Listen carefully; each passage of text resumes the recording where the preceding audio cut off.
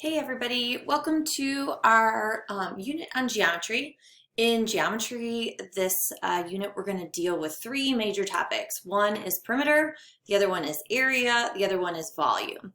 So we're going to talk about perimeter and area on this page because these are the formulas that you're going to use to find perimeter and area.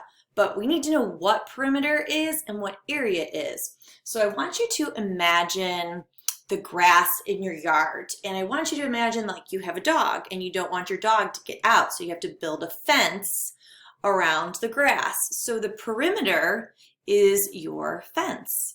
It is the outside lines or outside of your shape added up. Okay, so let's take a look at what that means with some of these pictures. So our outside of our shape, let's see, I'll do it in pink. In a circle is this part right here. Going all around the outside. So that would be the fence if we wanted to do a circular fence. And the outside of a square, if we did a square fence, would be this part right here. So we'd add all those sides to find the length of our fence. For the rectangle, obviously these would be our sides here.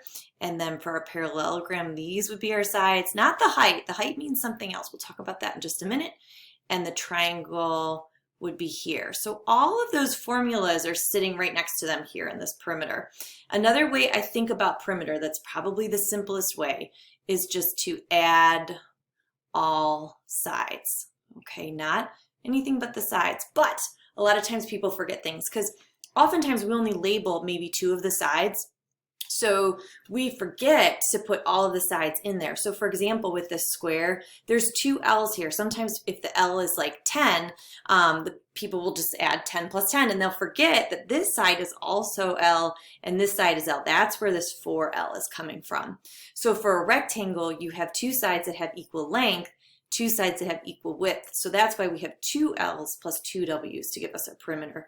Same with a parallelogram. The L's are across from each other. I almost made a cursive one there. And the W's are across from each other. What is this little like height thing? Well, that height is going to be used for our area because it's how tall the shape is. But how tall the shape is doesn't matter to us when we're talking about the perimeter or the fence. We just want to talk about those lines that connect the shape together. And same with the triangle here. The triangle has these three outside pieces, A plus B plus C. We don't add the height because it's not part of the shape of the triangle. So that is the perimeter, the fence of your yard. Now the area, what do you think the area is if we're talking about our yard? If you said that the area is the grass or the space inside the shape, you are correct. Okay, so we want to think about space inside of shape. So that's all of the stuff inside here. So this would be our grass in here. Try not to cover up all that stuff there. This would be our grass in here. This is our grass in here. So you get the idea. Those formulas are going to be on this far right side. So to find the area of a square, we take length times length. Sometimes people label squares as S's. You might see that like S times S or S squared. Just know that these letters are kind of interchangeable depending on what person you're listening to or what direction. It might be B and H, it might be all sorts of different things. So don't get too hung up on the letters. Look at your picture, see what they mean, and do the formula from there. So this one, you have to be careful with the parallelogram. This is our length, which is our base here, and then our height is always perpendicular. It's always standing straight up in relationship to our base or length in this case. So that's why it's L times H, not L times W, because W is slanted, it's crooked. We don't want that one. We want the one that's straight up. Same here with a triangle. Notice that the base is along the bottom. So that's our B, and our height is the one that's perpendicular to it, standing straight up. Pardon me. So that is what we have for our area for our triangle. So be careful up here with circle. That's the one thing I didn't really cover too much, is that we want to make sure we remember perimeter of a circle is also known as circumference. So that's the outside of the circle. And there are two formulas for this. I don't want you to get too confused that these are like an equal sign here. You can use this one or you can use this one.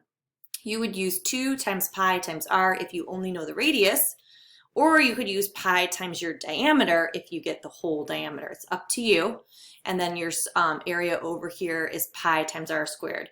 Remember, pi is an irrational number. It's 3.14159, keeps going forever. But a lot of times the worksheets we're going to do or the programs will say use the number 3.14 when you're plugging it into your calculator. And these problems are calculator okay. All right, and let me show you one more thing about showing our work. So when we show our work, there's a 3-step process that I want you to do. The first thing I want you to do is I want you to write down the formula. So let's say we are finding the area of a circle. So the area of a circle is equal to pi r squared. Then the next step is I want you to write right underneath it, we're going to plug in 3.14 for pi, if that's what our directions told us. And if we're looking at a circle and they have told us that the circle has a radius of 3, then I plop my 3 in here and I'm going to square it. Okay, and then the last step would be to get your answer and then write your units squared. Maybe those are inches, maybe those are feet. So that's the kind of stuff we want to look for. Formula, fill in numbers, answer with units. So if you have any questions on that, let me know. Otherwise, go watch the other video for volume when you're ready to hit that area.